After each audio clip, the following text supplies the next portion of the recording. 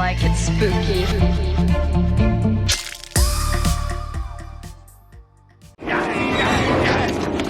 Andy, no, please. We're friends to the end, remember? This is the end, friend.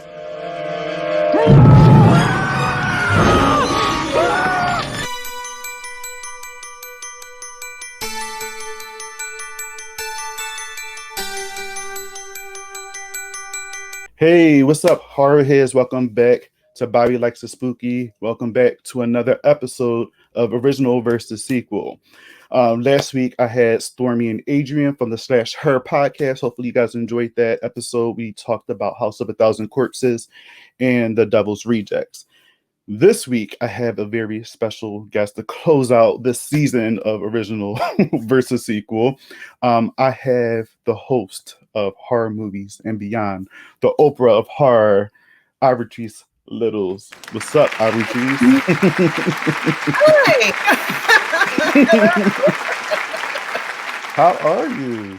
I'm excited to do this, to be here with you. This is awesome. And talk about Chucky and all things Chucky. Chucky. Yes, Chucky. Child's Play. Thank you for coming on. I really, really appreciate it. I've been wanting to work with you for a while, and I was so happy that you said yes to give me some of your time to talk about these two movies that we're going to talk about. Yes. There's lots to talk about. These two movies, I mean, they're the pivotal point of childhood for everyone. I mean, yes. It's nothing like a killer doll just to make everything perfect. but yeah, when Child's Play came out, it was different. A lot of parents protested and things like that. It was a lot with this film because it was like, you know, in the mid 80s, like closer to the end of 80s. And it was, you know, the parents were like finally concerned with what kids are watching. I mean, have they seen some of those 80s films? Right. But I guess it's because like it's a child's doll. So that's what's going to attract children. And being as though that is a killer doll, they was like, oh, hell no, we're not, we don't want to watch this. We don't want our kids to watch this. So, I mean, I get it. But if you pay attention, it's rated R for a reason. You know what I mean? So. Yeah, it was a different time for films. But I mean, it's like when you see this film and see the cover and everything, and then it's like, but all the other films that came out were a lot worse during this time. But like you say, it was a toy. Mm-hmm. And it's going to, you know, kids make believe with toys, you know, that's their imaginary friend. So they're going to believe a toy. They're, you know, so, but then again, it's rated R. So your kids shouldn't be looking at this. But in the 80s, I saw horror films just walk right in the theater. So I guess, but yeah, I can't wait. It's all about good times. All about good times. Love this movie. Well, before we get into the first Child's Play, what's been keeping you spooky? What you've been doing recently that's been keeping you, scared and spooky? What have I been doing? Well, I've been trying to do a lot of things, but I get spooked out. Recently I watched The Thing again, one of my favorite films, and I realized how much I love that film. It means everything to me. I just went to Spooky Swap Meet event. It was nice. Yeah, it was nice to get out, and see other people. I mean, we had to wear masks, but it was just that environment of going to some kind of con. But even though I was outside, but it was just nice. It was nice to see people in costumes and running around, and it was just beautiful. Some sense of normal life. And that was something that I got to do. And then I went to the Mystic Museum, and they have this horror camp expedition going on there. And it was just like I said, it was just nice to see people dressed up and looking spooky and scary and horrific. And So that's awesome. I can't wait to more of it. And, a lot of it won't happen until next year, but it was nice to get just a little glimpse of what we missed. And don't take advantage. I think a lot of us is just going to just run with open arms to every horror monster.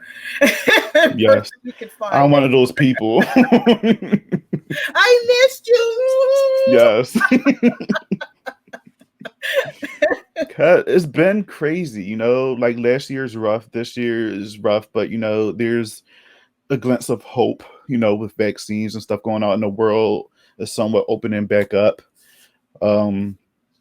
It's I'm excited a little bit just to get back to some normal life and get back to conventions and movie theaters and just like little activities like you were doing, which is amazing.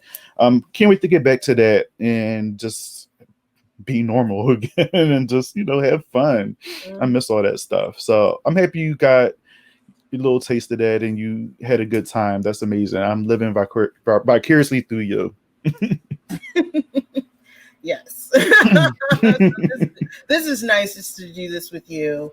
I mean, it's just anything to talk about horror is wonderful. Yes. So, yes. Because horror is life. Hashtag horror is life. Horror is life. That's your thing. I have to throw that in there. Yeah. When I made that hashtag, I was trying to figure out if anybody get it, but then people got it. So yeah, horror is life. It is. Well, what's been keeping me spooky? I haven't been doing much. But I've been playing the Resident Evil Part 8 Village game, which has been amazing. It just dropped this past week, and I've been having a good time playing that. I was always a big fan of Resident Evil, not so much the movies. Like the movies are a good time, but they're nothing like the video games. The video games are scary, terrifying, and I feel like they were going that route in the first movie and a little bit in the second. Then after that, they just went straight up Matrix and horror Matrix, and it was a lot. So with this new game, you get some vampires, wolves, a bit of everything, and it's terrifying. It's great. It's a great time, and I've just been immersed in that world. But I'm taking a break just because I want to save the game, because some people just playing it straight through, and I'm like, nah, I want to just take my time with it and enjoy the video game. So that's what been keeping me spooky. That's all I've been doing recently. And then I watched these movies again for like the 100,000th time because to prepare for this. Even though, like I said, I know these movies from the back of my head, but it's a fun watch. Both of these movies are fun. But yeah, we're about to get into that. Okay. All right.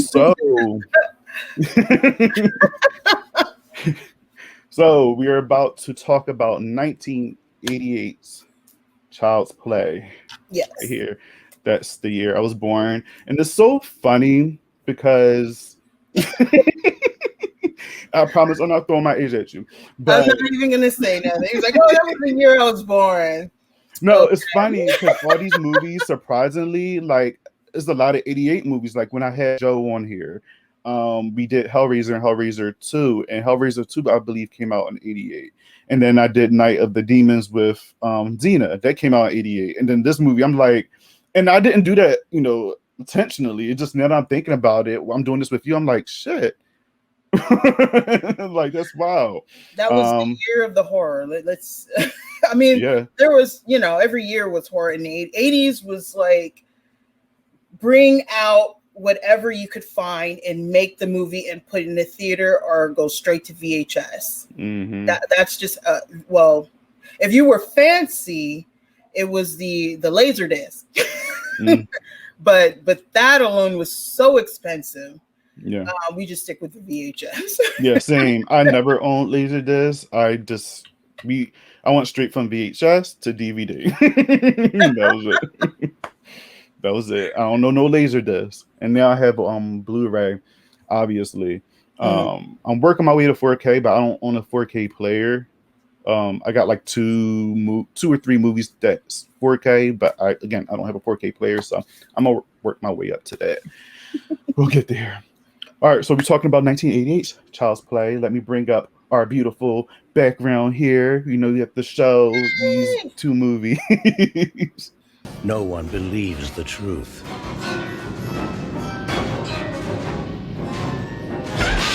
Or lives to tell it. There's nothing nice about murder.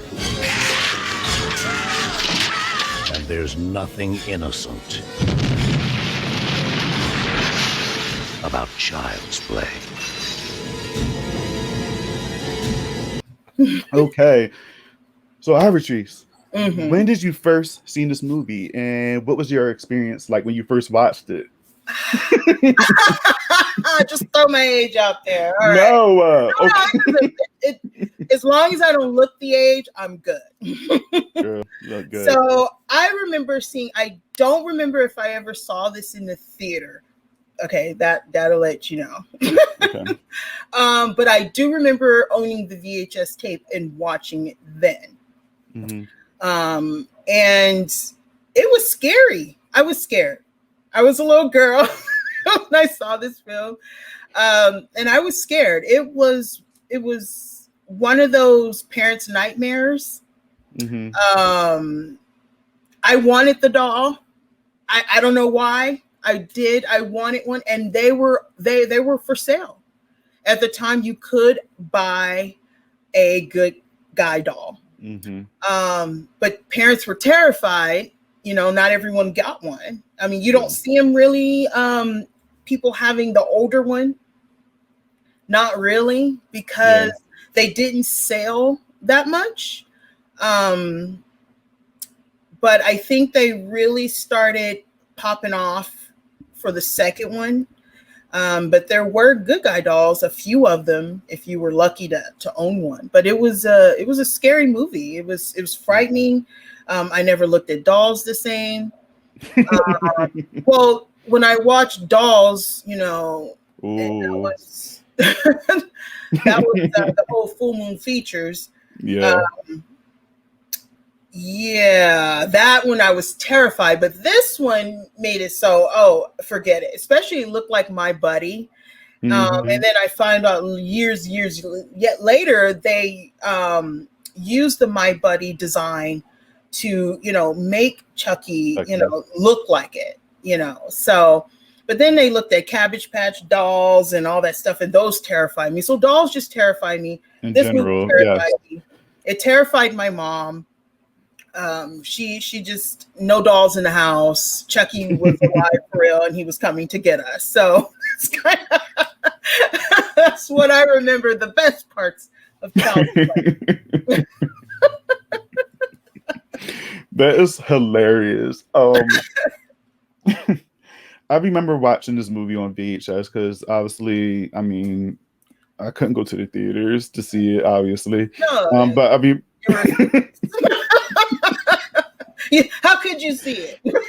No, actually, I was born in May '88, and this movie came out in November, so I was only like a few months. Oh, you were an infant.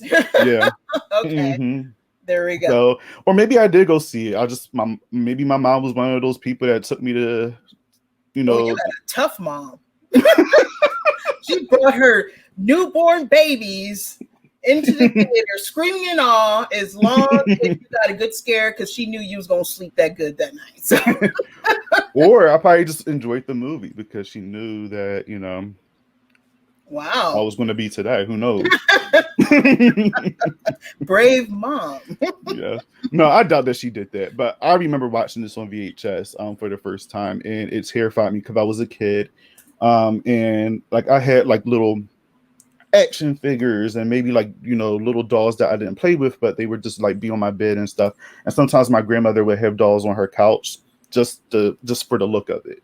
Mm-hmm. And that would terrify me just because like after watching Child's Play, I just assumed that every doll was going to come to life and attack me while I was asleep or something. And again, I never seen anything like it as a kid because again, I feel like I understand why parents didn't want their children to watch this, obviously, because of the same reason why when I watched it, because I thought I couldn't sleep. I was having nightmares. I was scared of every single darn doll. So it was a bit much for me.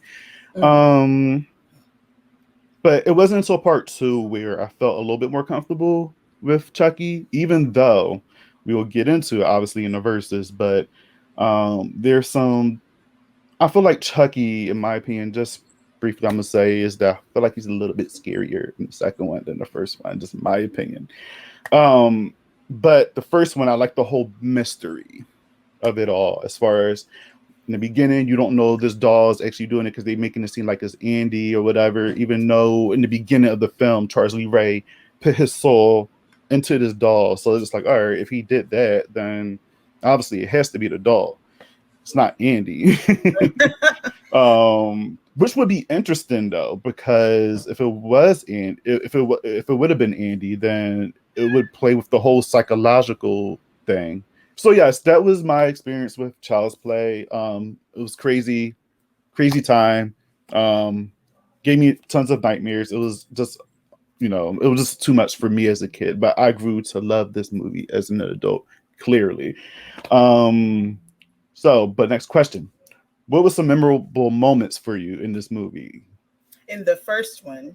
The first one, yes. The memorable moments, I think it's one of the best. It's probably what everyone probably like is when his Andy Barkley was the little boy who got the doll for, as a present, a late birthday present, because his mom couldn't afford it and she went to a panhandle. Of course, the best deals. But that moment when, this was after they taken her son, and she was, just in distraught, trying to drink faucet water. That alone should be scary.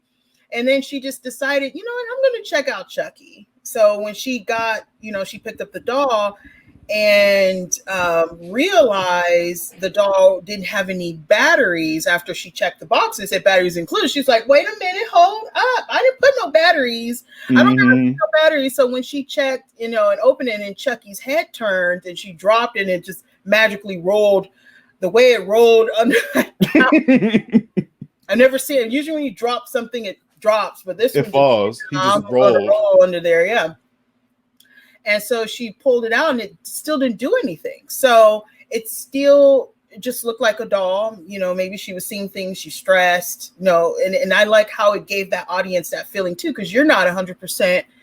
Did we see that? Did it happen? So we're kind of seeing it through her eyes. But then, she just said, talk, and it just wouldn't do it. And she's like, all right, okay, we're going to see about that. And she, lights up the fireplace and was like, talk, God damn it, or I'm going to throw you in the fire.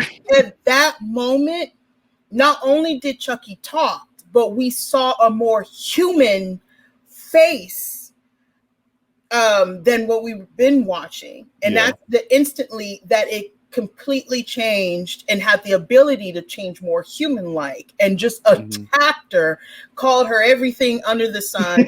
I just thought that scene, and it took about 40 minutes for it even for all of that. So I thought that was genius writing. It kept the suspense. It kept up wondering. You thought maybe Andy was the one. It kept it up, but then you kind of figured, no, it can't be. It can't be Andy. It's too. But it gave you no indication that it was the doll, except for there was a point where it actually saw a hand open the door, like things like that. But when you saw the humanness come out of Chucky, when Karen told it to talk, that was like the best scene, and I think best direction of a horror film at that time. Yeah, I agree. I actually have a little clip of that right here. Oh, snap.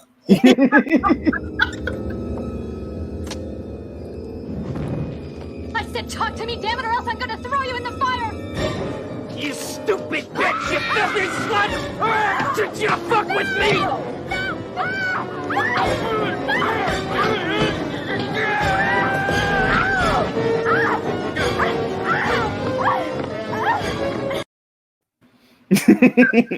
The best scene, I think it's the best transition of a scene from him as normal to you see how brutal, how strong, because it is a man in a doll's body. People forget, oh, how can he, how can she? I would have threw that doll. No, it's a man. It's a grown, strong man, probably 5'10", in a doll, and it's still capable of smashing, picking up, throwing, attacking.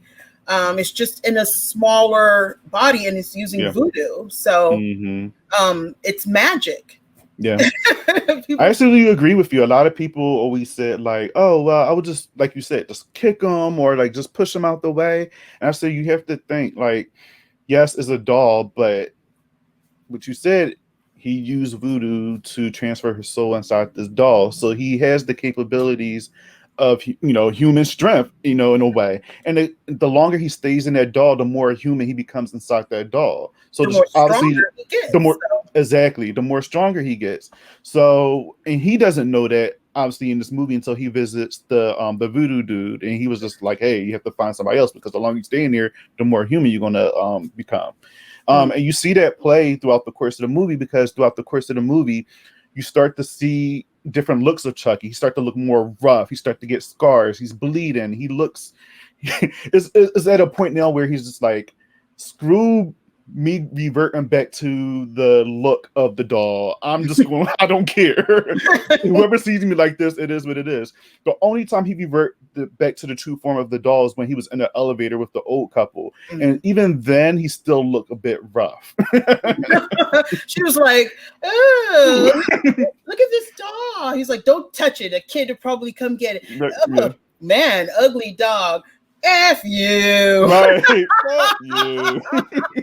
So, I left their doll in the elevator. Leave it alone. Whoever left it there will come back looking for it.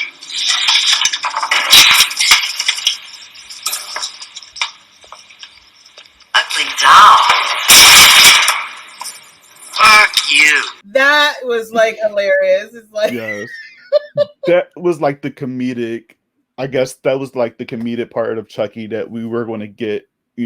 I guess it's a foreshadowing of his comedy, because he wasn't as funny in this movie here, but then when you get into the sequels, you start to see him say a little bit more, slick things, and he's more, I guess, raunchy with his dialogue and things like that. So I think I love how they played off of that, the humor, because when he was the human, Charles Lee Ray, you kind of got that a little bit when he was in the toy store, and so I love when they when he transferred into the doll, he kept the same sense of humor. It wasn't like a transfer of some kind of soul demented person chasing after a little boy to get in his body. It was like, it was still him. 100% him. So he was still this murderous serial killer, Lakeshore, serial killer. That part has not changed. So it almost make you realize your soul is more human than your body is. Yeah. And I love that aspects of it. So shoot, Chucky was scary. I mean, at that time. Now at that time. That's a different that's another conversation. But when this came out, that was scary. I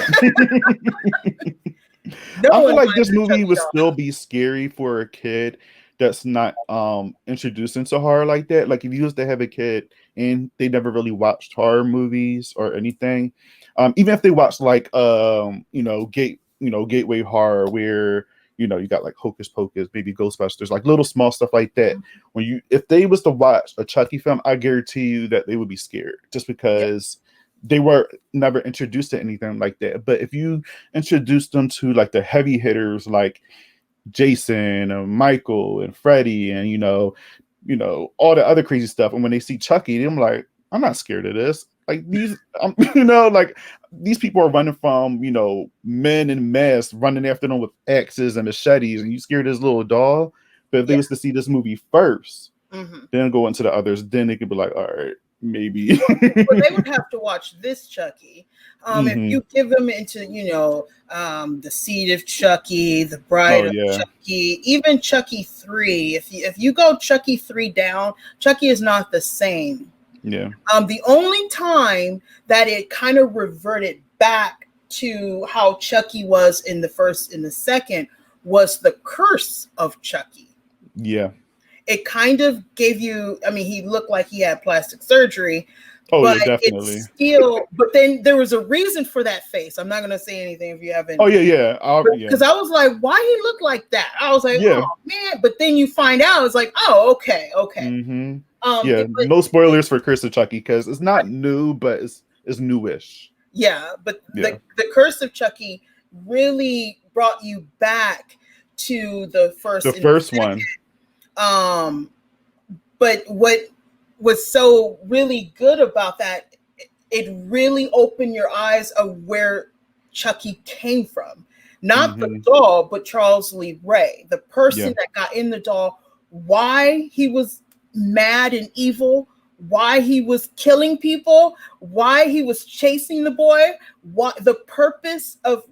And when you find out, it was like watching him on Google Maps, his life throughout.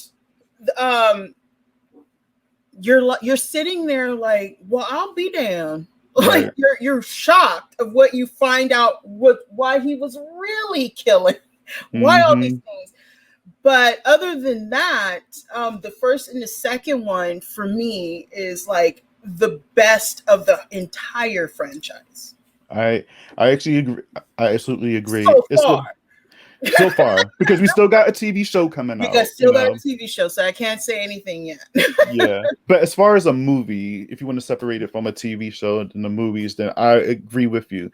A lot of people will argue that Bride of Chucky is the best just because of, I guess, Jennifer Tilly, which I love. I adore Jennifer Tilly. I adore her too.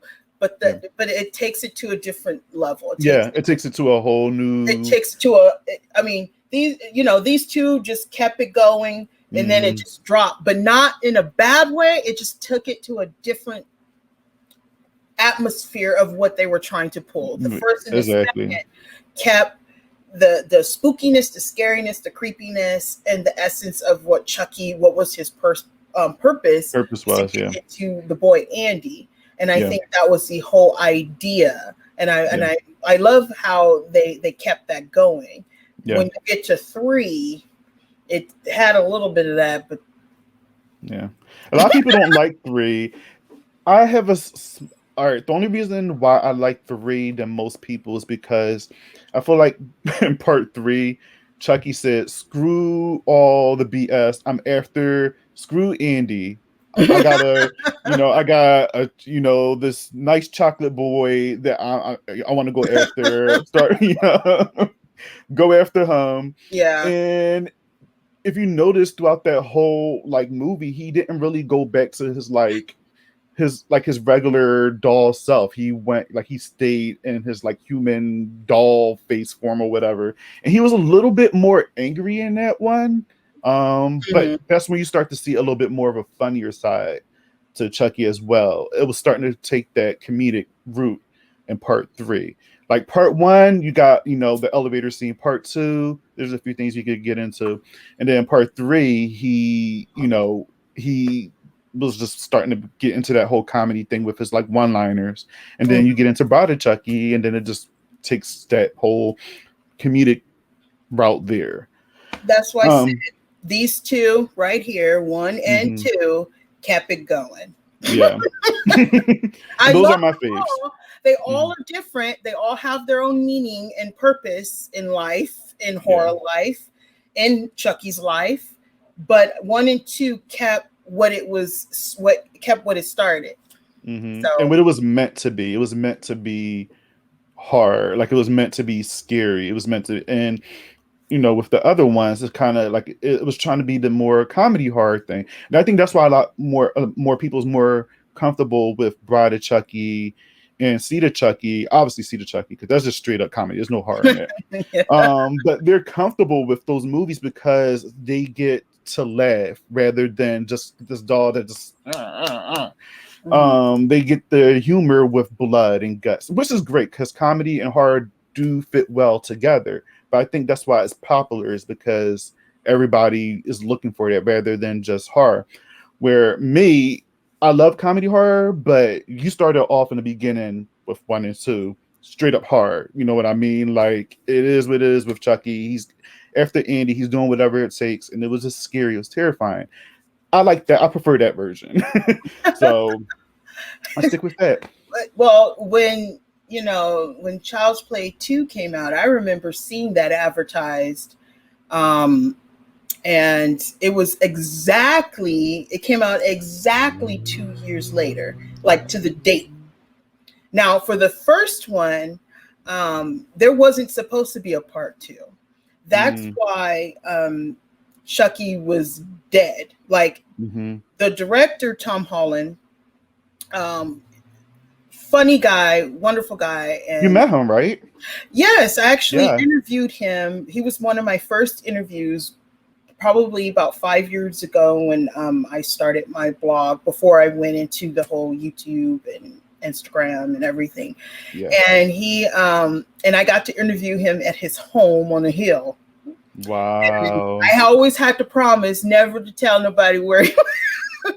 Well, of course. I mean, I completely forgot, so his secret is safe with me. But when I sat there and I got to talk to him for like 2 hours about just his life and career, and I asked him about Child's Play, and he said, well, when he wrote the script and they came up with the idea of the look and everything, people were saying Robert the Doll, and he was like, what is Robert the Doll? He's like, no, the idea came from Don Mancini, where the whole consumerism and there were other dolls. There were Cabbage Patches, and there were other dolls around.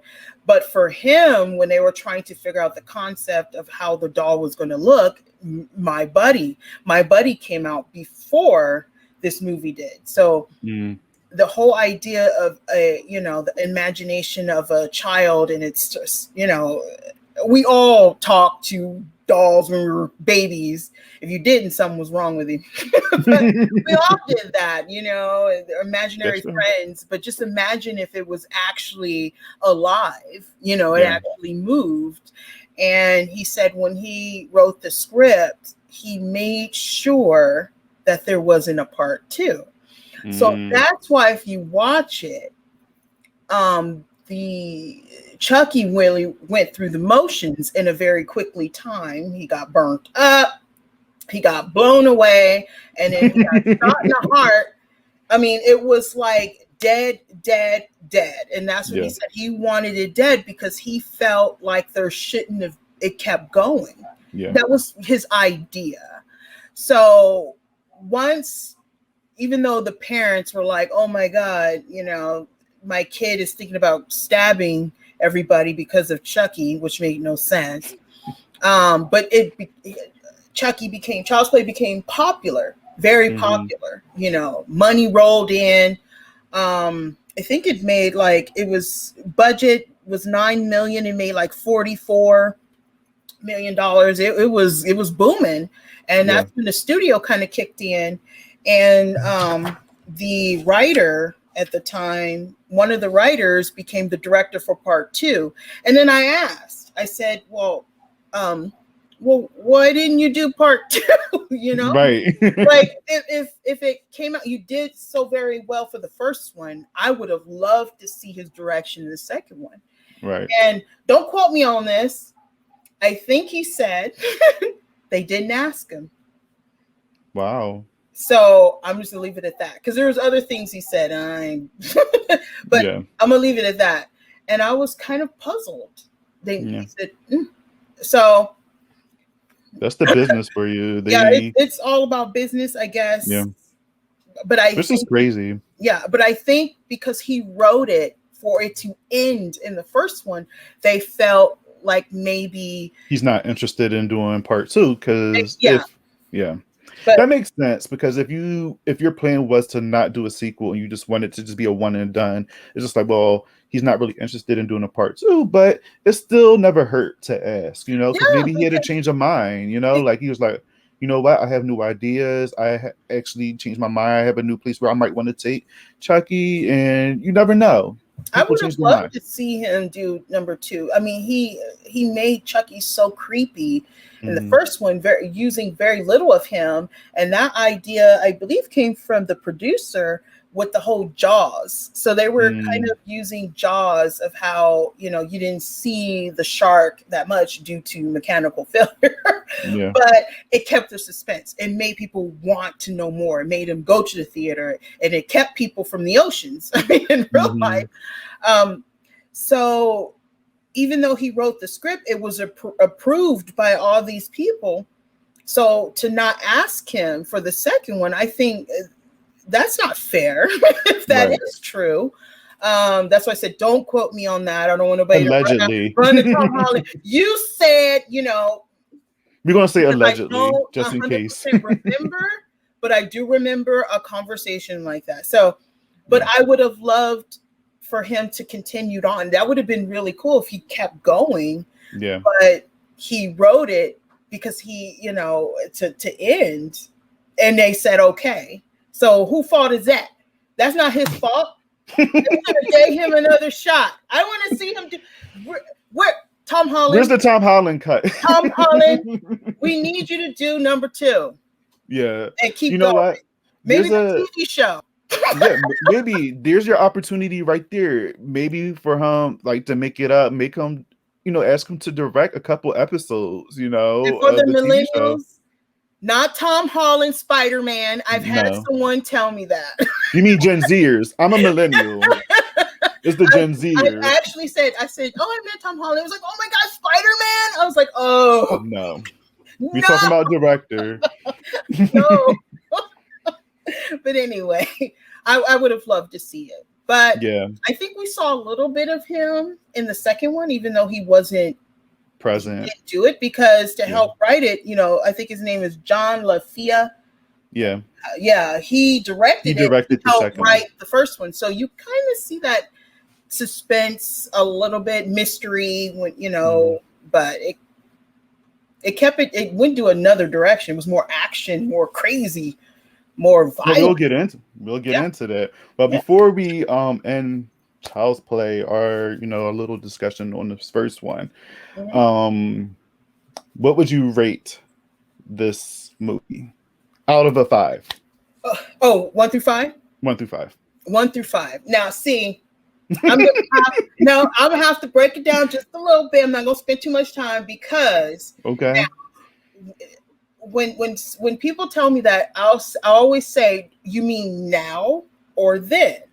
Because if I was to rate it right now against so many other films out there, it would be a low number. But if you want to rate it at the times in the 80s when it came out, overall, to me, it's a 5. Okay. Because for right now, what would you rate it compared to? Look at it as like, all right, obviously you just watched the movie. You watched the movie recently to prepare for this, and you obviously seen other doll movies and things like that. So maybe try to maybe if you could compare your first experience and even now, and look at kind of going back to what you said in the 80s, where it wasn't much to work with. They had to do everything practically, and they kept the mystery. And even your thoughts right now, what would you give a rating based off of these two? So let's say I never seen it. I didn't know who Chucky was. This stuff isn't here. I have no idea. And now you told me to watch this film, and I sat there and watched it. Mm-hmm. I would give it a 4. Okay. I would give it a solid 4, and because it kept you suspense. It kept you wanting to know for 40 minutes. 45 minutes, you didn't know who is it? Is it the doll or is it Andy? Right. But it kept you, it didn't bore you. It didn't like, oh, come on, it's dragging, which I've seen so many horror films like that. But it kept you wanting, okay. And then when it finally revealed, you're like, and it kept it up, and it did such a very good job. So I would have to say a 4. If we're going to give it an overall feel of the top 100 horror films, which those magazines, some of those films they have in there shouldn't be in there, and the ones they don't have in there. Agreed. Yeah, they're not even there. But it's an overall top 100, 1 through 5, put it into place. It would be a 4 today. Back then, if I'm thinking of all the 80s films that I've seen, grew up back then, and just like the direction, the style, the animatronics, just the pure, I mean, just the technical aspects of just making a film that way, it will be a solid 5. Yeah. So I actually agree with you. No, I actually agree with you on that. I would also give it a 4. But now that you put it that way, which is great, it's just like, because if I was maybe this age watching, that movie when it first came out, I would still give it a 5. Like, because at that time you didn't really see anything like that. You wonder how they got this doll to run around like this. Like, clearly it's fake. But you wonder how they get it to run around, how, they got the face to make those expressions, and like just everything in this movie. You wonder, like, how did they do that? Because now if this movie was to come out, which they did a remake, you clearly see CGI in here. So you could just be like, all right, that's clearly, computer generated. Where in the 80s, the beauty of the 80s is practical effects and animatronics and just that type of stuff. It's just like, wow, like people actually had to work to get this going, get it to look presentable for us viewers, which is amazing. And you wonder, like, the behind the scenes stuff. You wonder, like, how they did all of it. So I agree with you. I'm sorry, go ahead. No. I agree with you. 5 back then, but I will give it a 4 right now as for today. A lot of it was practical effects and stuff like that. Other parts, if you see him climbing on stuff, or they used a little person. A little person. Yeah. And when I found out it was the same guy that played Isaac in Children of the Corn. Yes. I was like, this makes it even more scarier, because he scared the crap out of me. Children of the Corn. He wants you too, Malachi. I was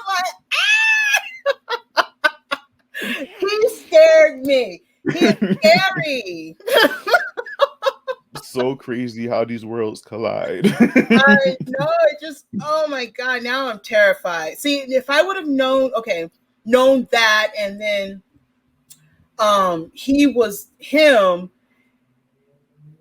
it's like, no wonder why, the parts where you could see him walking or climbing or doing all kinds of things. It's like the way it was moving, the way it was. I mean, he knew how to be scary from the beginning. He was Isaac from Children of the Corn.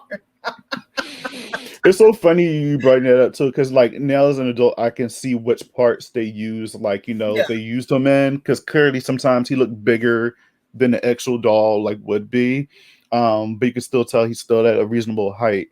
And then even like his face would look a little different.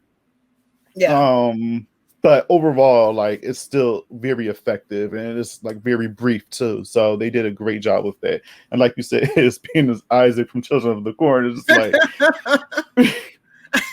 it's perfect. I know, right? Oh man. All right, so a 4 from you and a 4 from me. Okay, so let's move on to Child's Play 2. Yes. He's the original. He'll take your breath away. This fall, Chucky rules. Did you miss me, Andy? I sure missed you. Child's Play 2. Keep an eye out for it. Sorry, Jack Chucky's back. Yes. I remember that being advertised, and strangely, I remember that one more than the first one. But like I said, I can't remember if I saw it in a theater or not, but I remember seeing it on VHS or pay-per-view. If you oh yeah, I know pay-per-view. I know pay-per-view. Trust me, I got in trouble so many times ordering movies that I shouldn't have been ordering, or and seen that on the bill. They were. Man, it was more expensive. And I remember movie tickets in the theater. I paid $4.75 for an adult ticket, and the child's ticket was $3.75. And if you were a student, you were paying $4. So yeah, and popcorn was like $3, $4. Now it's like $20 to go to the theaters. You want just a medium Coke with a medium size popcorn, and that joint's like $30. I'm like, hold up. Oh yeah, those were good times. The cheapest place, I think. Okay, for those who are watching, if you still want to have the old school movie experience, not every theater is open, and some of us is still scared to go into the theaters. Yeah. Drive-ins. I saw probably 90% of the movies growing up in the drive-ins, and you're probably thinking, that is so boring sitting in the car. No, it's actually really creepy because it's really, really dark. There's no lights. Only light is at the concession stand, and then you got to walk a mile through other people's cars. God knows what they're doing. But yeah, it is the place to be. So if you want that old school experience, some I don't know where you guys live, they're out there, but sometimes they do old school movies. They replay Child's Play, they replay all that stuff. So if you want that old school experience, look for them. That's as close as you're gonna get. I'm jelly. I always wanted to do a drive-in, but there's not so many like near my area, and then like driving distance is so far away, and I'm just like, is this gonna be worth it? So I do want to go to a drive-in, even though movie theaters are starting to open back up, but I still want to look for one that's like, I want to just experience a drive-in. I never experienced one before, and I always wanted to see that. Like, I see it in the movies, I see other people talk about it, I hear other people talk about it, and it's like, I want to go. I like it because you're in the comfort of your own home, so you can bring your fried chicken, your pizza. Yes. You could bring, whole picnic. I've seen people bring out tables next to their car and sit there and do a cold beer. I mean, it's just a great experience. If you want to hear it, though, you got to be in your car, or at least have the car door open, and hopefully it doesn't drain your battery for the lights. But at least you're in the car. You can roll down the windows. You can do whatever, or bring a couple of people, and you have all your cars lined up and eating and everything. Or go to the old school ones. Really old school ones have playgrounds. So I don't know how kids were swinging in the dark, but back in the 80s, we didn't care. We didn't wear helmets and knee pads. True. Even in the 90s, I barely wore any of that stuff. My knees were scraped up. It was only one time I was really about to bust my head open, falling off a bike. My mom was like, that's it. Helmet. You know how many scabs I had on my knees and elbows? But that toughens you up. Exactly. So true. I love that. So yeah, Child's Play 2 was definitely a different experience. When did you first see this one? You said like VHS. I think it was VHS. However, I do remember seeing it at the drive-in. I didn't see it at the drive-in. I was watching another movie that came out in '88, and they were playing Chucky on the next one. And that one came out in 90. What horror movie came out in 90? I can't remember. I have to go through the list. Excuse me while I Google. No, there was that came out in the 90s, but the drive-in experience is it's massive. It's huge. The screen is huge. So we were sitting there watching that movie while that movie was playing way over there. But I didn't see it until the actual VHS. So I never went to a theater that I remember. But my sisters would probably tell me different. But I was not as scared as the first one. I actually had a crush on Chucky. I developed a crush on Chucky.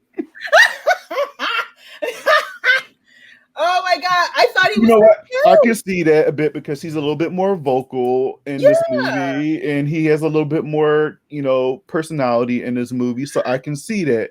But girl, I was like, move out the way, Andy. If you don't want him to possess you, I'll take your place. But but me and Andy.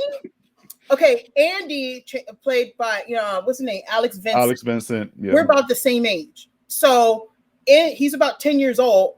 I was about 10 years old when they came out. Mm-hmm. So I didn't find Andy cute. I mean, I was like, no. I want the bad boy, the soul in the doll. I was like, take me, Chucky.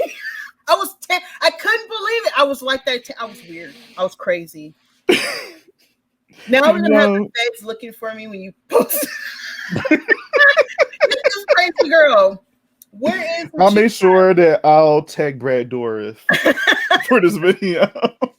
No, but for real, I wanted the doll bad. My mom wouldn't do it. She got me another doll. I was pissed. She just said, "I don't want Chucky in my house. I don't want him stabbing." I was like, "Mom, he's not real. Right? He's real plush. To me." There's nothing but stuffing. Yeah, I was like, oh my gosh. But yet she's sitting next to me screaming at these horror films. My mom was weird. But then again, her and my dad forced me to watch The Thing at about 4 or 5 years old. So I was already corrupted. But Child's Play too. But yeah, I had a major crush on Chucky. I think the acting was up a notch. It was more action. It was more spooky. It was more violent, more gory. It was just like, poor Andy. He was traumatized, but I was amazed how this character stayed calm. Yeah. Like he was too calm. I think, I was like, okay, he's down there with one of those. With a meat cutter. You know how old the film is when with a meat cutter, electric meat cutter, just doing the laundry sheets. Yeah, it's like and he was just way too calm. But I guess it was at that point nobody believed him. And he was tired. That's how I look at it. Like on the first one, he'd been through all of that like craziness, and it was traumatic. So on this one, he was scared, but he was just like, I need to end this myself. That's how I took it. Like he said, because this movie is only, like you said, the first one came out 88. This was 90. So he's probably 2 years older than what he was before. So he's really not that much older. And for him to have like the balls to go down in the cellar by himself with a meat cutter to handle like all of that alone. At that age, I wouldn't have done that. I would have just locked my bedroom door and that's it. Like just deal with the consequences. It wouldn't even got that far for me. They were like, Andy, is Chucky alive? I was like, I don't know what you're talking about. Like, are you sure? No, I never seen Chucky doll, but he's sitting next. I have no idea. Where's my mom? I would have pretend and told my mom, Karen, Chucky's not real. Now she's in a mental institution and I'm in a foster home. Right. Trying to convince people that this doll is Charles Lee Ray, the Lakeshore Strangler. Yeah. Which is I had some like gripes about because it's just like the mom, she ended up in a mental institution, but clearly there was like witnesses there. You had, Detective Norris there, you had the other dude there, like his partner. So, and I understand like at the end of the first one, they said, well, nobody's not going to believe us, but like, how did it get to the point where they let her go into a mental institution. You know what I mean? They like were smart. That's messed up, Ivory. No, they were smart. Come on now. Okay, we got Chris Sarandon, who's Mike Norris, I believe. Mm-hmm. And he was my Look, first vampire crush. Yes, Fright Night. What? Fright Night. We all wanted to be Amy and Lord. just dancing and no, I wanted to be I wanted to be Billy, his little helper, because he was cleaning and like hugging him. Like he was doing a lot. So I said, really? You want to be him? He get to be with him every day. He get to be with him dressing Amy though, and bit her neck, and she was sweaty, and she was like, oh, you know, I want to be Amy and dancing and man. True, I want to be. But then we have to remember he was a grown man, probably about 1,000 years old, and she was what, 15? Exactly, she was like in high school. I would love to be Amy in a dance though, because that dance was very sensual. That song. Yeah, in that song. Good man in a bad time. Yeah. So we all love Chris Sarandon. So back to Chucky, but you know, I know we're like going. He was detective. Oh, and I met Chris Sarandon. So sweet. I finally got an autograph. He signed my Child's Play poster. Mm-hmm. Sweet man. You know, they age. You go to these conventions thinking they're gonna look the same. You're like, oh, I'm about to Andridge the same way he looked in front. And he's sitting there looking like grandpa. But I still loved him. Anyway, Grandpa. But yeah, he was smart. I mean, his life was on the line. Who's going to believe, even the detective, the other detective, his partner, I believe his name was Jack. His name is Jack? I think so. Did I write it down? Whatever. I think it's Jack. And they both were like, I'm not going to say nothing. And then Karen over there talking about Chucky's alive. And they then locked her up in a straitjacket somewhere. That is sad. It's sad, yeah. It's a shame. Poor Andy and poor her. They didn't sign up for any of this. To be honest, like Detective Norris should be handling. Maybe he should end up in a mental institution because he knew who Charlie Ray was in the beginning. Like he was after him. He the one that shot him, and he was the one that allegedly killed him. All Karen wanted to do was pick up a damn toy for her son on, his birthday, and she had to deal with this. And now she's in a mental institution, and Andy's an orphan, and Detective Norris is probably like living life with a girlfriend happily, and this is home or apartment or whoever. Fine. While Karen and Andy just left, traumatized and fucked up. That's Karen's fault. She should have just shut it up. Like everyone else, no one's going to believe us. Why would you even mention the doll? I would have just been like, Chucky who? Like, yeah, I got... Then who you going to blame, like, all the crazy stuff on? You going to blame it on your son? Yeah, it was Andy the whole time. He knocked Maggie out the window. Of all this, it was Andy's fault.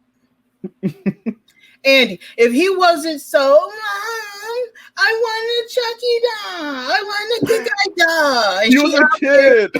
Going to the, to we the homeless like that as children. To get a doll, from this panhandler or peddler or whatever he was. But none of this mess would have happened. That doll would have stayed in that box. But then again, I want to. It would have been somebody else's problem. Though he shouldn't have chased the man into the toy store. He was doing his job. Shot him better. Look, I feel like everybody was doing what they supposed to do. Karen wanted to make her kid happy. Andy was just being a kid. We all were that. We all was that kid that seen something on TV that we wanted. And Detective Norris was just chasing, the killer. So we have the devil's advocate, everyone. Yeah. They were doing what they were supposed to do. They were doing what they're supposed to do. Now, fucking Charlie Ray, he's practicing voodoo. So he fucked everybody else. Well, he learned that from Dr. Death. So then we have to blame Dr. Death. He was the reason But he told him not to use it for evil. Well, then that's his fault. You know this man is.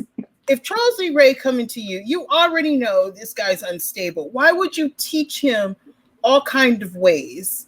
You know, to I don't know. To do stuff like that when you know his intentions is not right. Yeah. Yeah. I mean, really? That's your fault. So why would you leave a voodoo doll? And why would you tell anyone? Now Ivotres, it was all his fault. This whole movie was because of him. It was all his fault. It's your fault. And we can't do nothing about it now because Chucky, twisted his damn leg up and stabbed him in the heart, and then that was it. I love that part. All right, let's go back to part 2. Part 2. Part 2. So, what was some memorable moments in part 2 that you enjoyed? Let me think. Let me go through. Blah blah blah. Okay, the most memorable part for me that I actually find amazing, awesome, and just made the movie is there's 2. I can't. Okay, you said 1. I'm gonna say 1. No, you can do multiple. Okay, so I'm gonna go with the first one. The first one is when he finally, after going through all of that, chasing Andy into the was it Play Pal's warehouse where there's a gazillion child's play dolls or whatever. So he finally knocked Andy out and did the chant. Didn't work. Oh man, Andy opened his eyes. He looking at him like, did it work? And then all of a sudden, droplets of blood go on Andy's face. And he like, it didn't work. I spent too much time in this body. And then magically, Kyle, the other girl that was staying at the foster home with Andy. Who's my fave? I love Kyle. Yeah, I think her name is Christine Lease. If you remember 90210. I was obsessed with 902 and Melrose Place. I was Melrose Place during that time. But yeah, she's a great actress. She has a great sense of humor. She just knows how to take a character to a different level. And she played a teen at the time. I don't know if she was a teen, but she did look like a teen. Oh yeah, she did. So and then magically she come in and knock all the dolls down and Andy run. He comes out the box like. Ah! But I was rooting for Chucky. I wanted him. Can you imagine if they let him in Andy? If they wrote that in the script and they put him in Andy's body. Yes. Imagine how that ending would be. Like, because I would think, like, all right, that would have happened, right? Kyle probably would have thought that Andy was Andy, but he's going after her, trying to get her out of here. That would have just been so dope.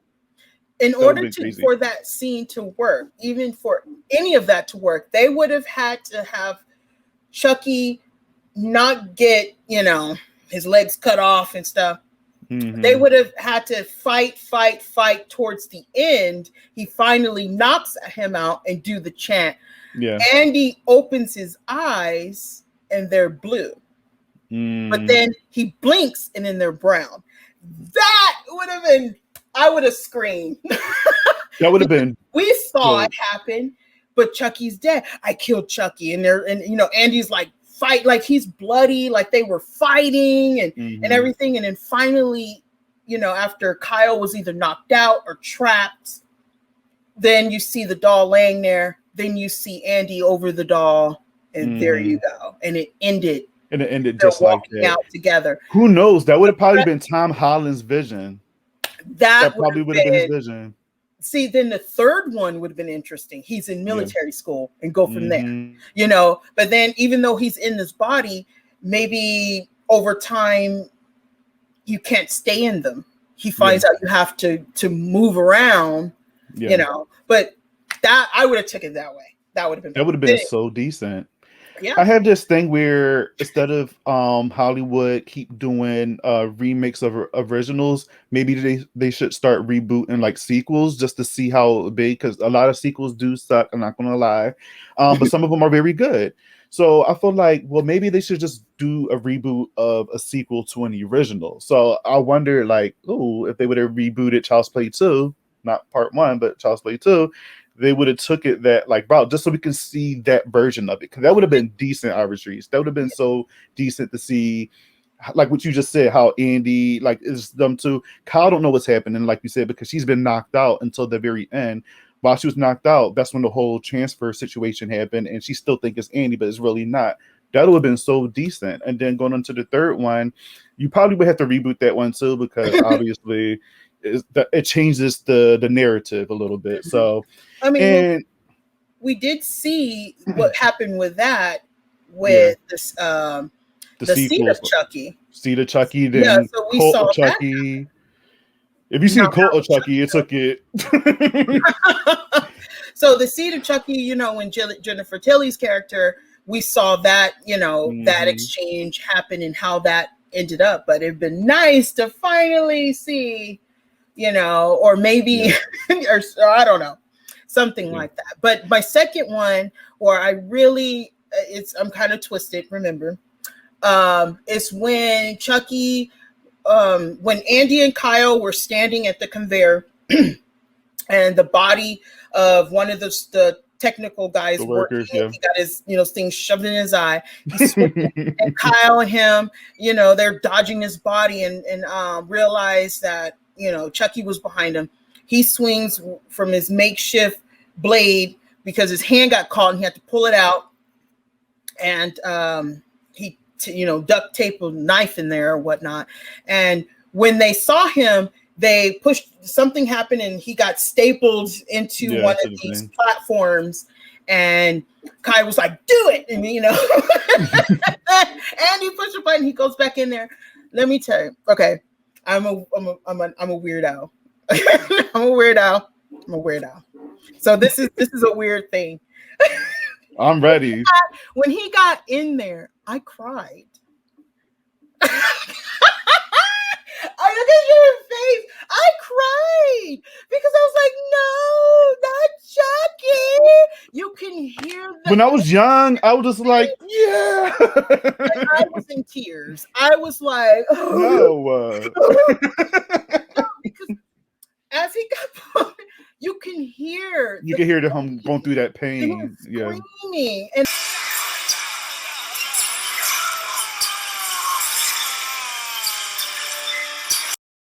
I was this little girl, like, no. Yeah, rooting for the bad guy. That weird.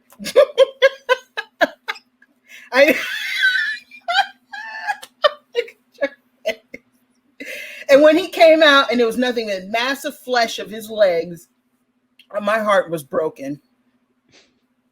Okay.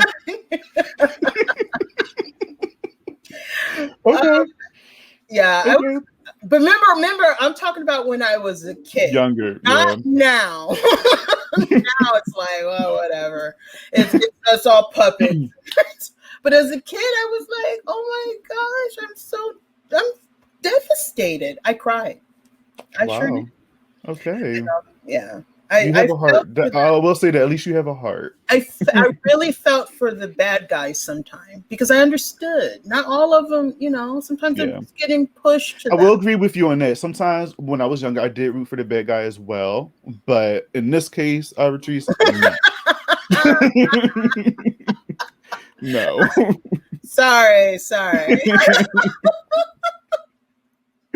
But I will say for me, my favorite scene is one that you mentioned when he was doing the whole spell and he was upset and he just started going off on Andy, and just from there on out, it was just kill. I gotta get home. I'm fed up. I want to kill this little thing. He messed everything up and he took so much damage. And after all that damage that he took, he still kept coming back.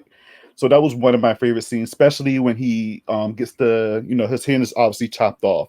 So he puts the blade inside his little nub. And then I felt that pain. Yeah, oh, me too. And then he looks at it and he's like, I hate kids. You know, that moment Love that part. When his hand was caught. Mm-hmm. And he was like, I'll get you. And, you know, he's looking through the pipes and stuff. And he realized, well, there's no other way. So he had to pull. And then when you saw the tendons and the bone, you know, the white part, he was human. Yeah. That was his skin. Yep. And but how he looked was not going to change. He couldn't change back, you know, at that point, because he was pissed. So saw him as Charles from then on. Oh yeah, it was definitely, and he was fed up. I felt that pain when he was. I was like, too, you know? Right. And then when he did the blade and it was poked out, the two pokes at the end of the blade, and you had his nub, and he paused, and he was like, and I was like, You screamed with him. It looked so painful. Like, I don't think I would be able to do that. And it's just like, I know he's a doll, like he's human, but he's a doll. But it's just like what is that going to do, bro? Like, I mean, come on. Like, I mean, it's probably going to do some damage, but if you think about it, it didn't really do anything. Well, at that point, he was like, you know, after he taped it up, and he was like, I hate kids. It was over and done. Yeah, he was just over it. Yeah. But that was definitely one of my faves. And the second fave of mine is when when he was locked in the closet. And he literally just like, oh, Andy, let me out. And then he literally, his tone shifted so quickly. He's like, please, let me out, you little dick. Peekaboo! Please, let me out of here, Andy. It's dark in here. I promise I won't kill anyone else, okay? Now open the goddamn door! Let me out, you little dick! Let me the fuck out! Miss Kettlewell, that was the teacher. She deserved it. She was mean. Oh yeah, she was horrible. Like, head down. I mean, she just I would have been like, no, but she was upset because that after she seen on that the homework sheet where it just said fuck you. I'm like, come on now. She shoved that kid's head down on that table. If you was a teacher and you seen that, would you be upset? That was hilarious. You know, back then the teachers could beat you. Yeah, that's true. Parents didn't care. You got a whooping at school and you got a whooping at home. That's true. But she was mean from the gate because, like, when the little kid was picking with him and he was telling the kid to stop it, he was just like, she called Andy out. And he was trying to explain, but like the kid, and she didn't want to hear it. So you already knew that she was going to be like an asshole towards him. And then when she got it with the ruler, at that point too in my life, I said I was an Andy in the classroom where I got picked on and tried to tell, and nobody wants to hear it. Yeah, same here. Like it was plenty of times I got in trouble for somebody else's stuff because I called. So I can relate to that as well. So that's why when the teacher got it, I was like, good. I hope he shoved that like ruler down her throat or something afterwards, because I don't think you can die just by getting spanked with a ruler, but maybe he did something else and they just had to cut it because, I mean, they want to keep it cool, especially for a movie at that time. But that was one of my favorite scenes too. Like that whole school scene after she's seen the note to the point where she gets in the closet until he shoved a pump in her stomach and he gets her with the ruler. That's why my little toy right here, I have him set up as like with the ruler. And then he whooped her ass. Literally. He gave her that old Southern whip. Literally. Why? And she's like, right. I'm like, all right, you can at least grab the ruler. Like, I mean, come on. You can grab the ruler or something. But again, maybe he did something else and they just had to cut it because I don't know. I'm curious what else he did to her. And you just see that. And what I really like is when the camera's outside. Still see the ruler through the window. was not letting it up. He was beating that ass. You would think how she was talking to Andy, he was talking to him like that. He was taking his frustration. Was not playing. Right. But that was one of my favorite scenes. And but overall, the way he looked when he walked out of there, iconic. that low brow hitting that woman. Oh, they were horrible. You talking about right here? That was like Sutton. That's what I'm talking about. Come on now. You had a crush on that.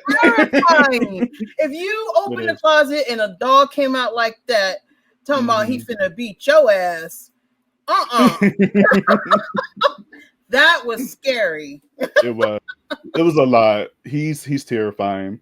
I know. But you're right. The foster parents are horrible. Like the mom was a little bit more like lenient and sweet, but the dad, Phil, he was just like, oh my god, he was a douchebag. The day he met him, and you didn't care he died. Oh no, you didn't care. You're like, I'm actually happy when like that happened, and Chucky was like, "How's it hanging, Phil?" And just. His neck got twisted up. You did not care. I liked the mom, Joanne. Yeah, Joanne was chill. Yeah, the foster mom. I liked her. She tried, But Phil, her husband, was just. Yeah, he was trash. I didn't like him at all. He was trash. I'm like, how are you going to be a foster dad or foster parent or whatever? You're going to get all kinds of kids, and why are you that selective? Right. Or just talk down to them. I can tell he just wasn't into the whole thing. He probably didn't even want kids from the get-go. He's just like, look, I don't want to do it. I'm just doing this to make Joanne happy. You could just tell that he just wasn't feeling that whole entire thing. So that's why his death, like, you didn't really care too much about him, because like you said, he just wasn't a good person. He wasn't likable at all. With Joanne, I felt bad. You didn't see her death because she had an off-screen death, but you could tell she was strangled and it was messed up. So I'm happy they didn't show it. But overall, this movie, I loved. I felt like it was much bigger than the first one. Just the atmosphere, even the music, like the orchestra, like the intense scenes in this movie was just like super big. It was a huge film. Like even like the soundtrack, it fit well with Chucky's character. Like when I look into the film and when I watch film, I dive deep into like atmosphere and music. And with this movie, it nailed all of that for me in here, especially in the factory with the orchestra playing and them being chased through the maze, and you seeing Chucky pop out here and there. It was just overall big, and I enjoyed that aspect of Child's Play too. Yeah. So. Yeah, I did too. It really, gave you how determined someone could be to get, get to somebody. With this one, I was trying to figure out, how they were going to bring Chucky back, because he was decapitated. He was everything that happened to him. But then, you have this corporation, of course, always trying to cover things up. And so they use the same head, so to speak, and put together this body, and he gets electrocuted and come back. And I was like, that's pretty clever, electrocution. Yeah, electrocution.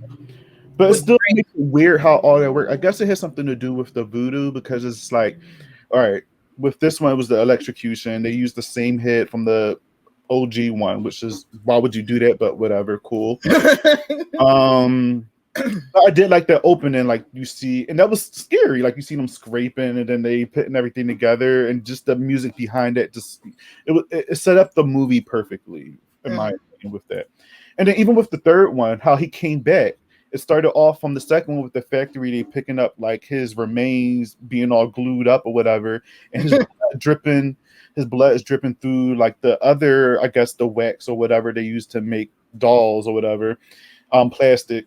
And he comes back by that. So I'm just like, does it have to do something with his blood or like whatever his remains was it just takes over that whole entire thing. Well, I wish they would have explained. I don't think they ever did explain that your soul is transferred to whatever body you decide, whether it's, human or, plastic. But maybe it's different because it is a plastic body that your soul is trapped within the plastic, within the metal, whatever it's in there. And maybe Dr. Death, who taught him how to do it, didn't know everything himself. And I think, yeah, we got it. But then when you get to the Bride of Chucky, it's like, oh, you need this medallion to transfer. Yeah. I was like, well, wait a minute. Did he have it on him? Was it in his pocket the whole time? Because he said it was buried with him. Yeah. And I was like, this is weird. Yeah. It's like y'all adding stuff went off somewhere, and I got confused. And then I got, you're so right. I got confused with that. I'm just like, all right, so now y'all adding stuff. So now you need a medallion. And then when you get into Cult of Chucky, you can apparently split your souls up and put them into other like things. It's like, all right, why nobody didn't explain these rules from the beginning? Well, wait, that means I can split my souls up and put them in other things, which is like you're telling me. Think about something. Now that it just popped in my head, I was thinking. So his soul is trapped. So from this point on, no matter what doll or whatever they make him from, his soul is trapped because obviously each part of him is Charles Lee Ray. Right. So he is unable to get out the body. And I think number 3 kind of played on that in a little bit, but not really. But maybe he needs the talisman or whatever you want to call it to get out of what if permanently in a body and he was buried with it. Maybe that's what he needs to actually get out because he's completely trapped in the body. They never explain that well. I wish they did. And maybe I hope in the future, in the TV show, maybe they will do more of a backstory of how he learned this, why he was the Lakeshore Strangler. Well, we don't need to explain explanation of why he's a strangler, but maybe we just need some essence because there's so many things missing throughout the franchise. I feel like they had ideas. They probably just couldn't put it all into the movie. So I'm hoping with the show, they would explain that more. Because with the show, you can do that. You have an hour, or I guess an hour, and depending on how many episodes you have, you can explain a lot in the show rather than a movie. So maybe when you watch the show and it's canon, so it's going to connect to the rest of the series, we'll get a better explanation of why, the whole Heart of Damballa works the way it does, because, it's like in the beginning, you just think that he could just transfer his souls in and out of a body, and then all of a sudden you need a talisman, and now all of a sudden you can split your souls up and put them into. It's like there's so much more, and they keep adding to it. So I need them to make it make sense in the series, because we are going to keep adding stuff, and and what you said, it makes a lot of sense, but it's not officially confirmed. So we can only find out if they talk about it in the series. That's it for our discussion on Child's Play 2. What would you rate this movie out of a 5? So, like how I had to do the first one, if I watching it back then as a kid who was a crush on Chucky, I would give this a solid 20. But I can only go through 1 through 5. So I would have given it a 4. Actually. Okay, so ties up with the first one. Yeah, a 4. Okay. Now I'm thinking back then of the times I would give it a 4. Now, watching as an adult, never seen it before. What is this stuff? Never seen it before in my life. Don't know who this is, and I had to watch it straight by your recommendation. I would give it a 4. So it's a solid 4, both in the 80s, now in the 2000s and whatevers. Okay. I love that. Well, for me, I will give it a 4.5. Oh, you one of those. I am. Because again, I love the first one and I love everything about the first one. I love the characters in the first one. But the second one, for some reason, it did it for me. Chucky was just meaner, he was scarier. It still had that little bit of suspense, but you already knew it was still Chucky, so it wasn't like you can't blame Andy this time. But just the overall, like I said, this movie felt much bigger in my opinion. Like just with again the music, they wasn't really set in one area; they was jumping place to place. And then overall, that whole factory scene, it just did it for me. Like that whole ending, that third act, it just nailed it for me. And I said, you know what? I love this movie. It's awesome. And Chucky had some one-liners in this movie too that I enjoyed. And just even the deaths in here was a little bit more creative. And I don't know. Also nostalgic reasons because I do remember actually going into a video store. We had a video store called West Coast Video at the time, right around the corner from us. And I remember that my mom rented this movie. And I seen a Chucky doll. They were selling Chucky dolls, but it wasn't like, a life-size doll. It was like a small one. And they had suction cups on the back of them so you can stick them on like a window. And I wanted it. My mom said no. So my grandmother that following week took me to go get one. And my mom was so mad at my grandma for getting that doll for me. Oh, wow. But I had my own little Chucky doll because they was using it to promote Child's Play too, because it was new on VHS. They were promoting it or whatever. And I got it. And to this day, it's probably destroyed somewhere. I don't know where the hell it's at. But I still remember that. And I remember my whole experience with this movie. And I think that's probably why I'm giving it a little edge up from the first one. Mm-hmm. But also just going back to, like I said, this movie just felt a lot bigger than the first one. But the first one still holds, a special place in my heart because, I mean, it's scary, it's dark, it's suspenseful. It feels cold in the first one because you can tell it takes place during the winter time, so you can feel that through there. Mm. But I don't know. Like I said, the second one is it's great. So I give this one a 4.5. All right. So we about to get into what we're here for, our little verses. Okay. This should be fun. I don't both of these movies are kind of similar, so it wasn't really much I can put head to head, and some of them we actually explained too as well, like talking about these movies, but putting these in the verses, it should be interesting. So let's start. Child's Play 1 versus Child's Play 2.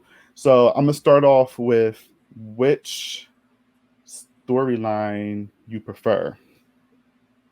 Oh, that's for me? Yeah. For both of us. I'm asking you, like, which what storyline I prefer? Oh, yeah, which is the better one? Oh, the two. The pressure.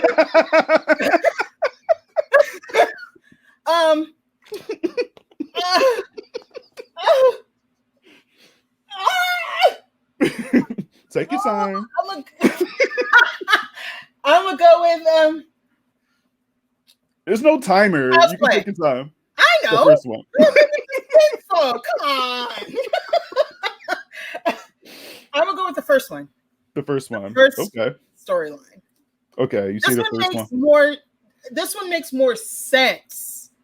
Okay. This one is just a lot of play fun for it, and it kind of like it was like they were reaching for a reason for part two, where this one just went directly to how it happened, what went down, and that's it. So I like the first one. Okay, cool. All right, I'm gonna jot this down. Keep a tally just so I can remember who won by the time we finish it. I'm going to say the first one as well. Even though I love the second one, I have a great time with that one. The first movie, like you said, it does make more sense compared to the second one. The second one is kind of like a repeat of the first one. It's just amped up, where Chucky is looking to put his soul inside this kid. But it was just a mystery of him being revealed and blah blah blah. The second one, he's just like, all right, I'm back at it again, but it's going to be, we're going to up the ante a little bit. So technically, the first one, because you go into it fresh, you don't know what's happening. It's still that Andy, Chucky? Is it all in your head? Is it really not? It's a lot going on with it, and I feel like it's a better storyline, in my opinion. So that would be 2 for the first Child's Play. Okay, the next one. Better kills. Well, Yeah. I would have to go with the second one. The second one had a lot more kills, a lot more gory, a lot more stabbings and beatings. So I would have to go with the second one on this one. Yeah. I agree. I'll say the second one as well. Because like you said, it's just back to what I said, I can't talk today. It upped the ante. And I guess they were trying to go bigger with the second one. So, like you said, it was more kills, more beatings, more broken necks.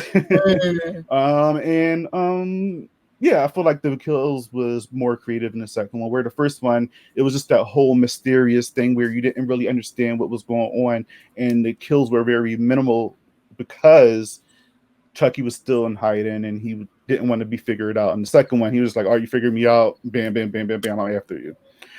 So, yeah. So the second one. So we have a tie with these two. Okay. Okay. The next one. Which one should I choose? I got a little list right here. I'm gonna go with this one because it's kind of light. It's kind of close to the first question though, but like atmosphere. The atmosphere, the first one or the second one? Pretty much like the look, environments. I'm gonna have to go with the first one. The first one had such a sense of dread, such an unsure feeling. You as an audience was trying to like, is it real? Is it Andy? Are we crazy? Is everybody crazy? It was more darker, even though the second one had more kills and things like that. But I think the first one had more dark tones to it. Yeah. I would have to go with the first one. Yeah. We are so much alike because I'm gonna say that as well. Yes, the first one, everything that you just said, is, and like I mentioned earlier too, the first one, it just felt cold. It took place in the wintertime. You felt that whole, I just felt everything that the characters was feeling in that first one. And it is a more darker tone in that first one. And even with the score in that one, because like I said, I'm a big fan of music and scores and soundtracks in the movies. The score in that first one, it just seemed something sinister was happening, especially when you've seen Chucky. So, and it was much darker. Even though I love the second one, like I said before, because I love the atmosphere a little bit in the factory and stuff like that. But that first one, it's just something creepy and, like you said, dreadful in that first one. So I will say the first one as well. Tied and tied. Tied and tied. All right. Okay, you might like this one, but I think I already know your answer because you was already giving me hints. Let's see. Could be wrong. Chucky. Who's the better Chucky? The first one or the second one? Let's see. Oh, I would have to go with number 2. Only because I had a little crush on him when I was 10 years old. Not right now. That's crazy talk. But I really like this Chucky. You got to see more of his personality. You got to see his more of how psychotic he was. And I think you really figured that out when he attacked Andy in the basement and he jumped on his back and said, Andy, we're going to get a lot closer, and we're going to be fucking inseparable. Yeah, it was like, geez, he was determined. Yeah. You just saw what his thought process, you could just tell he didn't care about nobody but himself. You just got more of what we needed to know about Chucky in the second one. So I choose the second one. Okay. Tied again. Second one as well. And I promise I'm not doing this just because we're in the same wavelength. But you said as well, but with Chucky in this one, like I said, he's much meaner. He had a mission on the first one, but now that he knows the rules and what's going to happen, he know he has a time limit. First one, he didn't know his time limit until a little bit later, so he was just like, all right, I gotta hurry up and get this done. This one, he just like, where's Andy? I'm gonna find him. He found the house. He's like, I'm gonna switch with these dolls real quick. Like he was trying to get on his, like he was on his shit on the second one. He was ready. And like I said, he was much meaner. He didn't let nobody get in his way. His face, like you see much more of his expressions in the second one.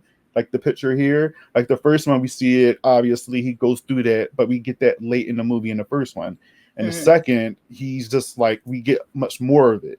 And again, he's much more angrier, and he's funnier in this one too, but it's not overly funny. Like it was just the right amount of humor to me. Like specifically the part where he's, he got the other doll out of here and he's like digging the grave for him and he's like, eat dirt, Tommy. And he just like cracking up, digging the, trying to cover up the doll, whatever, so he can switch places with them. So just that eat dirt Tommy line is just so funny, and just hearing him crack up at his own jokes just made me laugh. So I'm gonna have to go with Chucky and Child's Play. Okay. Okay, so I know we only have 2 more left, so I wonder how this is going to go. I'm scared. Karen or Kyle? I love them both, but I'm curious to know what you guys are you say. going or me? You want me to go first this time? All right, I'll go first this time. Okay, you go first. All right. All right, so I'll say Kyle. I love Karen. She was doing what she had to do for her son. And there was a few problems I had with her in certain situations in that movie. But overall, I still feel like she's a great mother because she's a single mom, and, the circumstances that they were in, she did whatever she had to do to protect Andy. But Kyle in that second one, like, she was a trooper. She didn't know this kid, but the circumstances that they were in this factory, and like her pushing him to keep going and just, like, get your ass up, we gotta get through this together. I just felt like they had a good bond together. Their chemistry was really great, especially when they were in the foster home, and they never known each other, they never met each other, but I felt like they had great chemistry, and you really see it shine when they were in that factory. Like, they were there helping each other out. Kyle helped Andy, Andy helped Kyle, and at the end, like, when you see them walk out together, I wanted to shed a little tear. I'm like, oh, they made it. Like, they made it. And he's like, we going home now, or something. She said something about going home, and they're like, well, where's home? It just felt like, all right, it's going to be these two together, sticking it out. They're both in the same situation. They're both orphans. They got through something traumatic together. And I would love to see that continue with Karen from the first one going into this one, because that would just tighten their bond a lot more with Andy and Karen. But obviously she's in a psychiatric home, so we don't get that. So with Kyle, I'll say, like, she did what she had to do to save Andy. Andy helped her out a lot too, and her personality rocks. I love her. So I'm gonna say Kyle. I'm gonna say part 2. Okay. So before I say which one, I did meet what's her name? Christine. Is it Christine? Elise or something? Yeah, I just want to make sure I say her first name right. Christine Elise, I did meet her at a con, and I have a signed group there. She's so sweet. She is so. I know, I'm sure she is. I just love her. However, I'm oh God, Karen. Only because what I really liked is that in the beginning she didn't believe her son, but she tried everything she could to believe her son. Yeah. Even though she did not believe him, we saw that when she tested the doll. She could have saw the batteries fall out and just like, maybe there were some other batteries or something, but then she saw it's not included and it made her question. But then when she finds out about, Chucky being alive, she went to great lengths. She put her own self in danger to try to find out where this doll come from. That mother's love, like she's trying to get people to understand. And if she even, see that even as an adult, she can't get anyone to believe her unless they see it with their own eyes or go through the experience. So that is why I chose Karen. She was a hardworking mother. She worked at a retail store that didn't care nothing about her. True. And yet, she scraped up cash for Andy because he was begging for that doll. And you could see the struggle, the love that she was trying to do whatever she could to help her son, even risk her own life. And running all over town, trying to find a way, to stop this doll, to save her son. So I'm going to have to go with Karen. Well, hopefully she was like a good Karen, because, Karen's is a whole new term. I know, right? So hopefully Karen is not a Karen. Yeah. So we're tied. Yeah. Wait, are we? So you said that? Yeah, we are tied. So we one more left, I think. Yeah, and if so, we need to come up with something to break that. Okay. Let's go with what you got there. Let's. All right. So this one's a little bit more simple. We kind of discussed this as well throughout the course of the show so far. What we found scary and not scary and blah blah blah. But the last one is which movie is scarier? Which one you find more terrifying? And you have to, look at the aspects of it. Like we talked about the first one as far as like the mystery and the suspense, but then the second one is just like you got this doll that's doing nothing, just going through everything to come after you. And regardless, like they're going from your foster home to your, to the orphanage, to the factory, just coming after you in all great lengths, where in the first one, you don't know what's happening. Like you don't know. And then when you find out, it's kind of like, all right, we got to figure out how we're going to get rid of this doll. So I would have to go with the first one. Okay. The first one was scarier. Not because of the suspense and the wait till we actually see Chucky, or even when he revealed himself. That wasn't scary. Mm-hmm. What was scary was him charred, walking down the with that knife. Yes. Slow and that rigid, hello, Wendy. Yeah, but it's that rigid pose of him coming with the one eye. That was creepy. And then when he was getting shot up, the body was still trying to make its effort, climbing on the curtain. It was like, what? And that right there, when it broke through the vent, and the head was saying, kill them all, kill them, go. At that point, it's just like, how can you? That was terrifying. So I would have to go with the first one. Oh, Ivory. I don't know. I want to say the first one. I don't know. Like you know what? I think this is the reason why I say this one for last, because this is one I'm really stuck on, and I was thinking like maybe you can help, decide my answer for this one here. Everything you said about that first one, that's what made it scary, especially when I was a kid. Like I remember when he was burnt up, charred, and he was coming at them with that knife, and I remember like my reaction actually when watching the first one when he was burnt up, and they made Andy go inside that room to get like the med kit or whatever, and then Andy see that Chucky's gone. That little part right there scared me. I'm just like, if he's gone, where the hell is he? And I was a kid. It's just like, I imagine like your parent telling you to go somewhere by yourself, even though it's just the next room. And then after just that, like, I don't know, I just put myself in that situation, and that part right there just freaked me the hell out.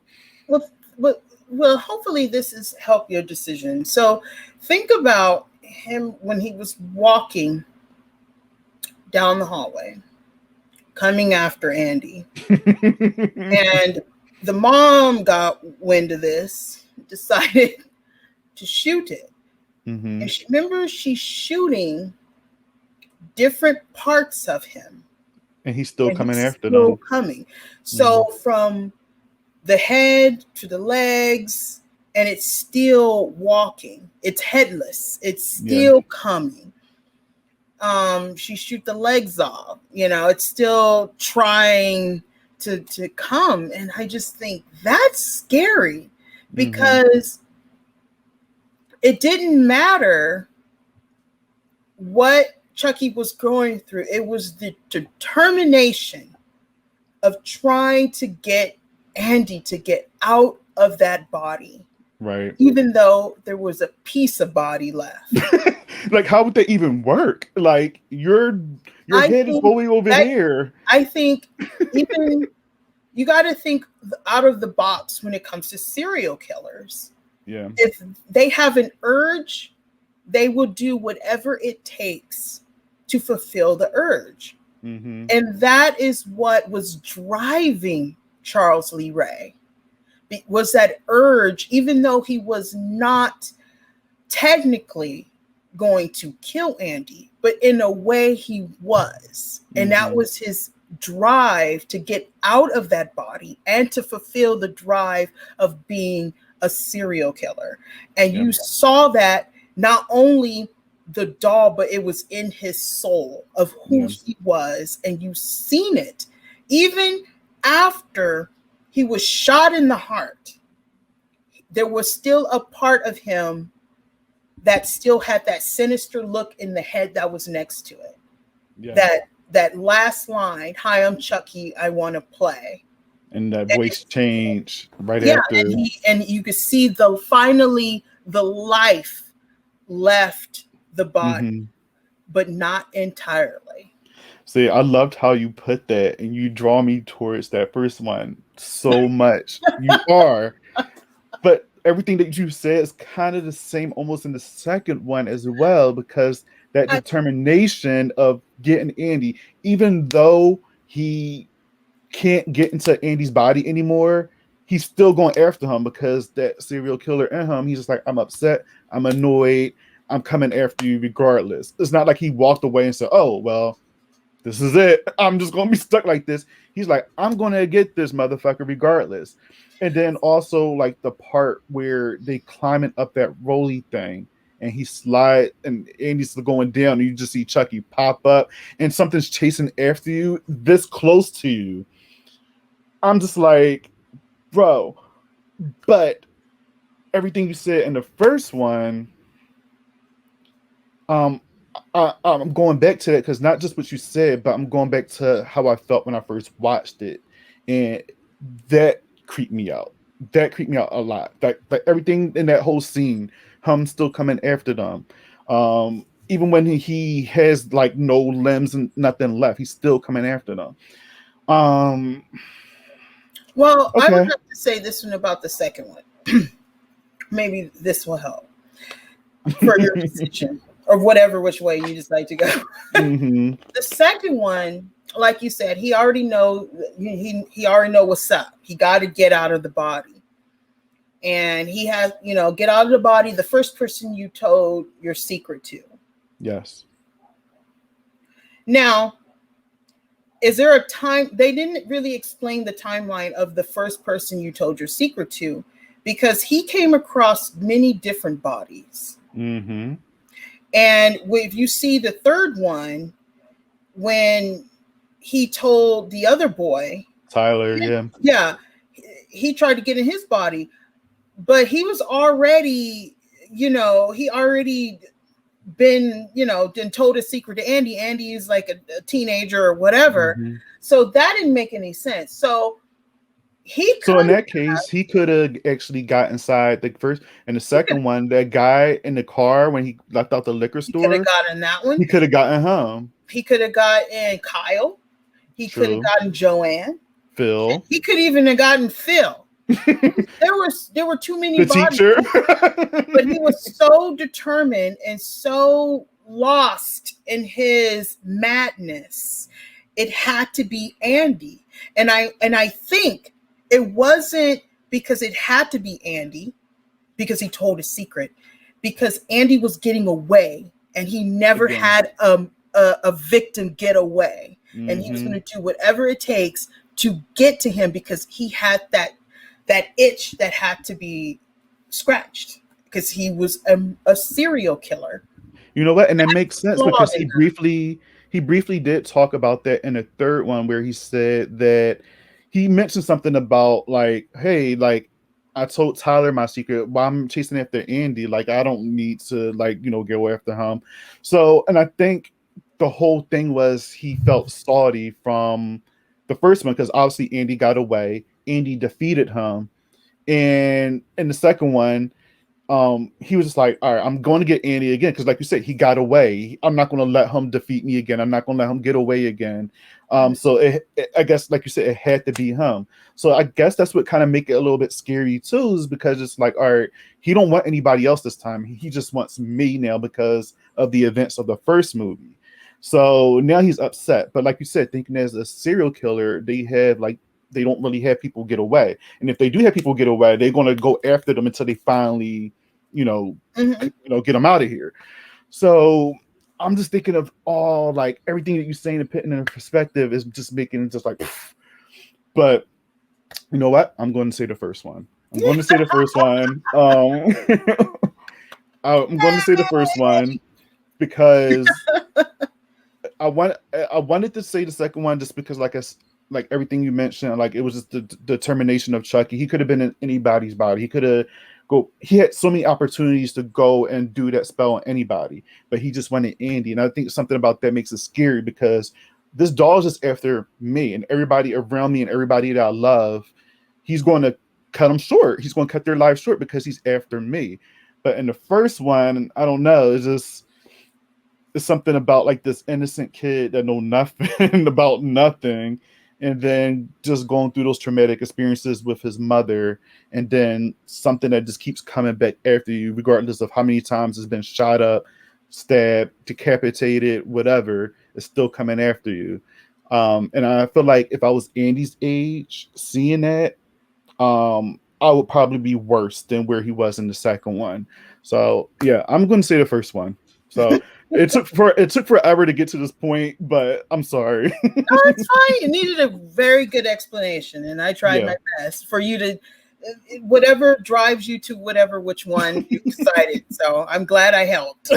No, thank you so much for that. It makes so much sense. Because I was leaning towards that second one, but that first one was like just this close, and it kind of just moved right past it after that explanation, because it does make a lot of sense. Everything you said does make a lot of sense. And then you also just made me remember when where I was when I first watched it and how I felt compared to the second one, how I felt when I first watched it.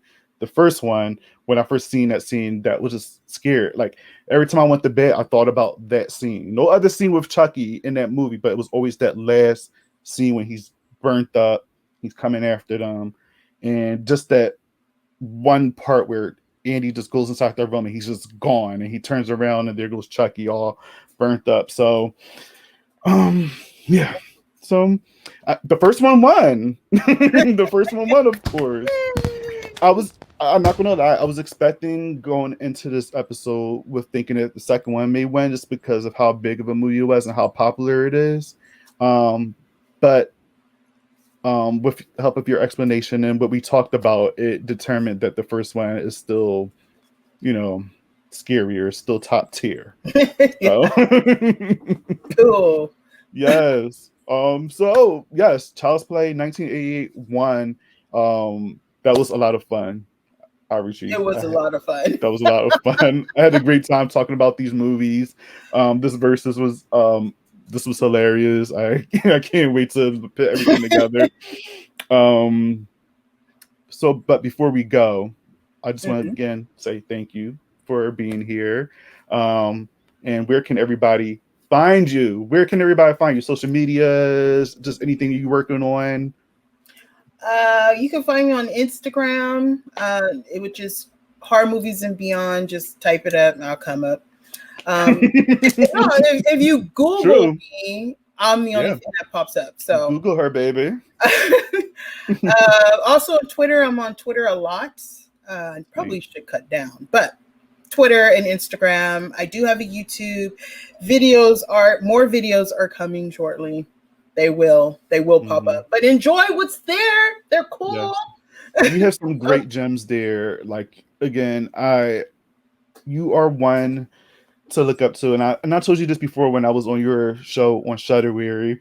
But again, you are an inspiration to us all, whether that people want to admit it or not. You are doing big things. You've been doing this for a while, and